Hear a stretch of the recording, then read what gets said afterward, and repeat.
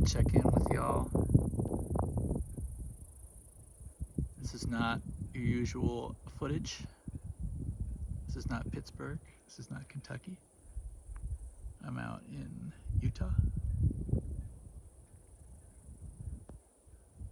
Here we have some pretty untouched nature.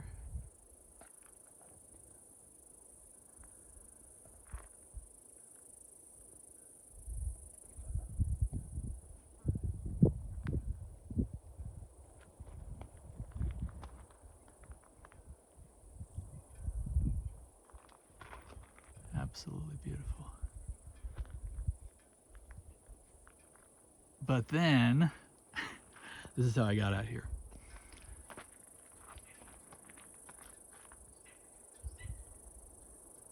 Buzzkill, I know.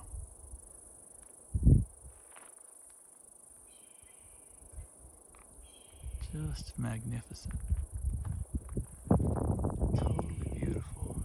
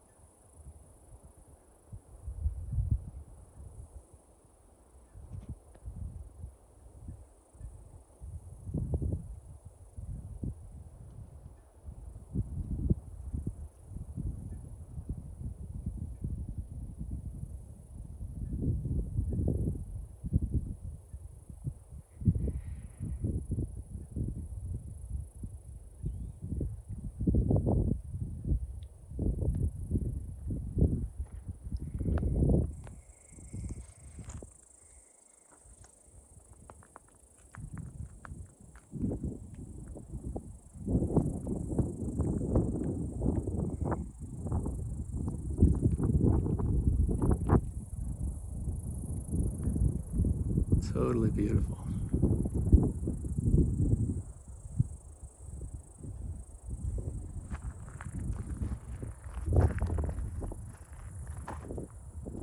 I've been thinking lately about how our brains might actually just need two dimensions to make the picture. And that when you see, 3D drawings, or something that's, painted in good proportion, it seems 3D, right? Because at the end of the day, that's what your brain is using to make the dimension anyway. It just happens to line up with your eye in the right way when you look at a picture, but it's still processed the same way.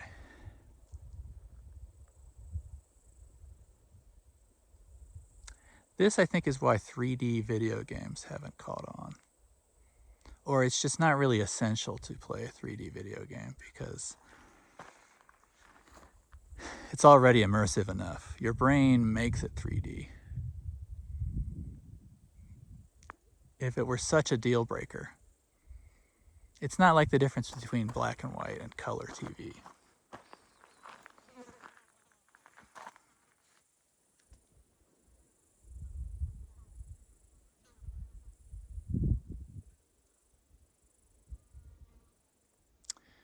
But when you think about the fact that then, so the third dimension is projected mentally, and that's very cool, right?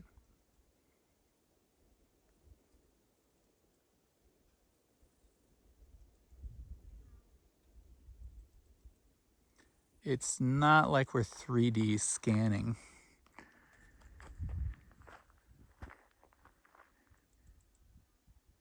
the outside world to figure out how far things are away, right? It's your brain making the dimension. And it makes it pretty well, right? It's a good simulation. it's also kind of the only one we've got.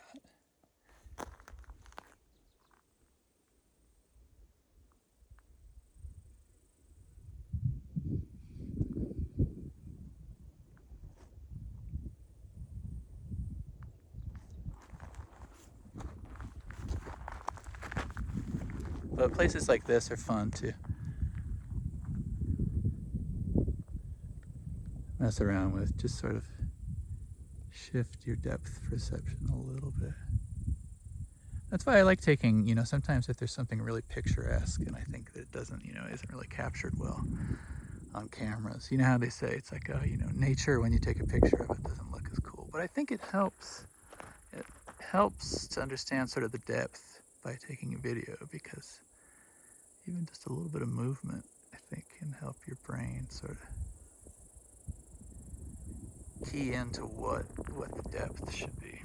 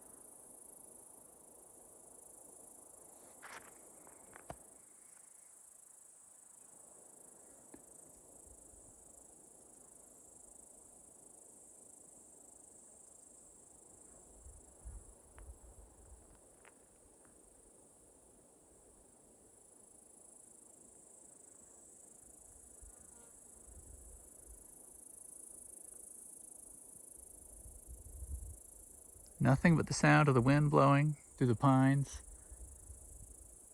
and some bugs.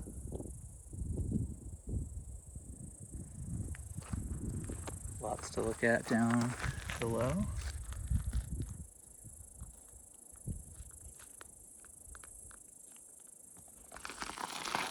Can you turn this into 3D in your mind?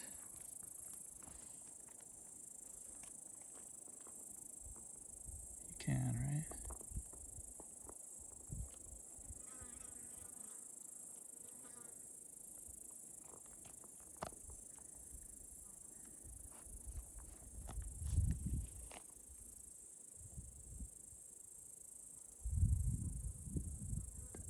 I don't know. I saw the new Avatar in 3D, and it was cool for what it is. Avatar. It's not a good movie. Let's get that right out of the way. But it's cool to look at, and I think it goes to show. I don't know. Yeah.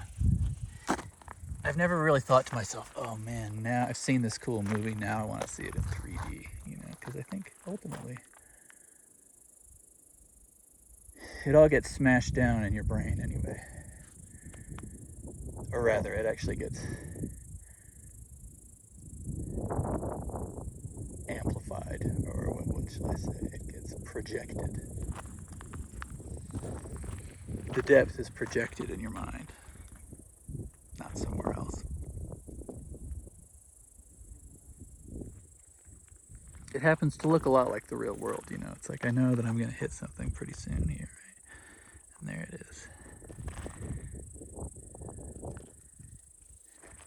What if it wasn't? It's still there. Let's see. Reality. I mean, reality is real.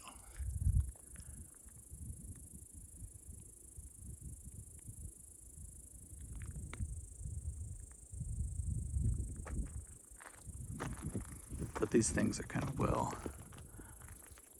coordinated.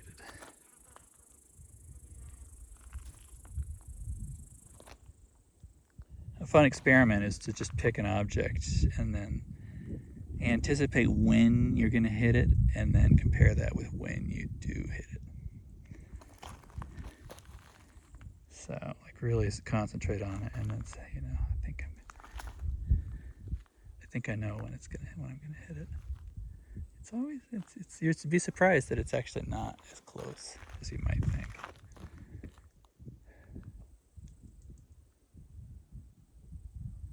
It's a skill you can cultivate. But when it's an unfamiliar surface, it turns out that sometimes it's like, oh yeah, I'm actually kind of catching up here. But that there is some sort of isomorphism between how, you know, DNA expresses itself in nature and the way that we see it. You know, I think that plants look, you know, so high res to humans, especially, you know, in the right state of mind. It's like, it's really stunning how nature looks when you're in the right mindset.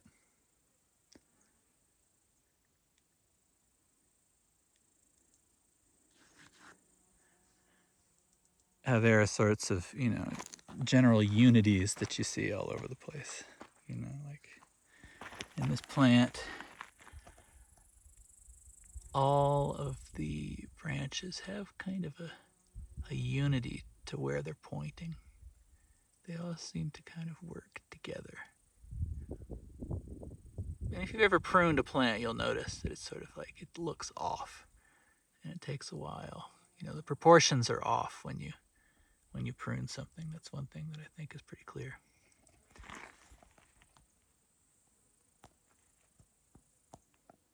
But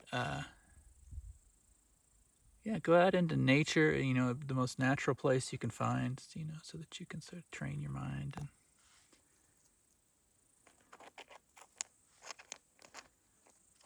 build more, you know, of those isomorphisms between, you know, nature's expression and the expression of thought in your own brain, your own head.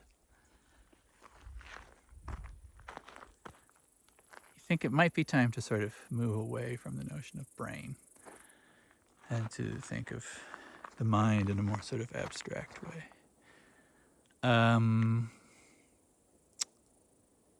Because I think, you know, the sort of plaguing question in cognitive science and sort of computer science, you know, these sorts of fields is, even if, you know, we have some sort of system that's accountable for all the things that we're able to understand, we're in for a real tricky time if we're trying to sort of figure out how we can be creative in the world. Creative, obviously, with language, you know, that's just a simple hint right there, but that, you know, all kind of human creativity seems to be unbounded and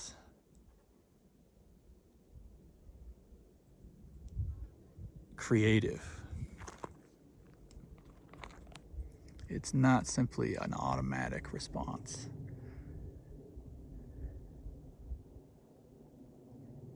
At any time you are sort of telling a story about the world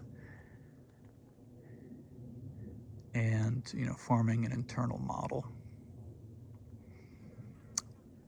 The difference between imagining something and seeing it, I think, is actually maybe not as far. I don't think I don't think those two things are as far apart as they might seem, simply because even, perception itself is on some level, has to be an illusion. I say that simply because it's like there's only, you can't sort of be the tree. You can't understand. You can't really know the tree other than what it looks like to you, right?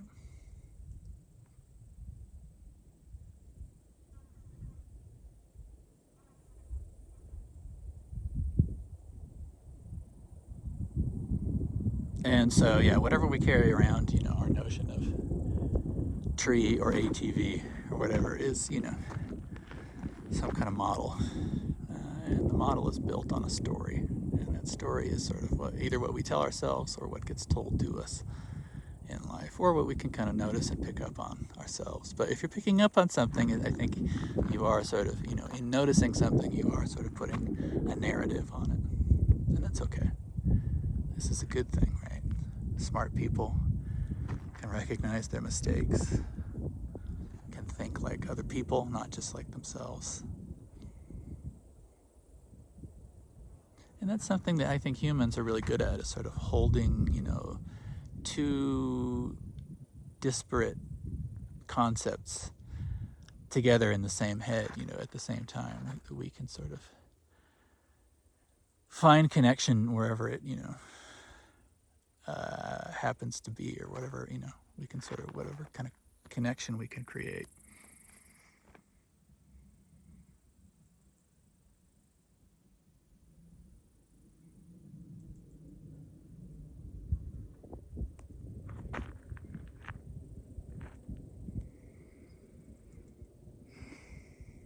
But at the end of the day, even if you know that, it's like there's no accounting for how we are creative as opposed to something else, right?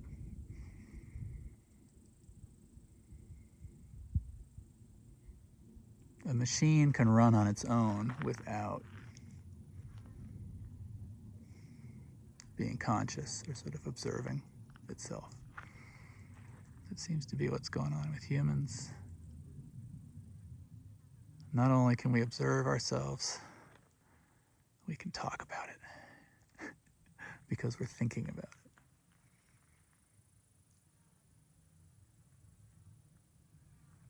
And it seems to have been, however it happened, however we got to being, these kinds of beings. It's worked in our favor for a while, and now it seems like it's a perilous time for humans. I could be exaggerating, maybe everybody's felt like this all the time, but it's, it's sort of, we're at a strange place in terms of how everyone's making money, the need for money, how we are sort of allowed to exist in the world. We should be fighting to be more free, more creative, and happier, more in tune with nature. And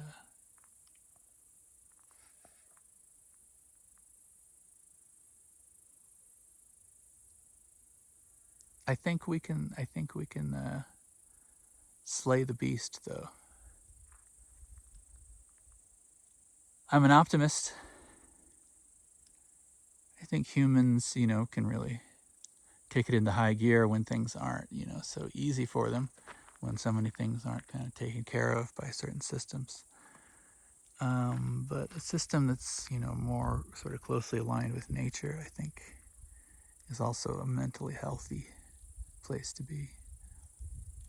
Life has meaning, even just in the sense that you have connection to the work that you're doing. I think we feel a huge alienation because we, when most of us have jobs that are kind of a drop in the bucket, into some, thing that we don't have a very close relationship with or association with. And that can be hard. That can be alienating. Or, it just makes it feel like life is kind of a game, Monopoly, or there's like this world that you kind of can't break out of. So, I wish you all the ability to step outside that, to treat yourself as a human, to create your own culture, to create deeply meaningful things for you. Meaning is a thing you make. It's not something that just kind of falls upon you. We do and we can be sort of proactive narrators. So tell yourselves good stories.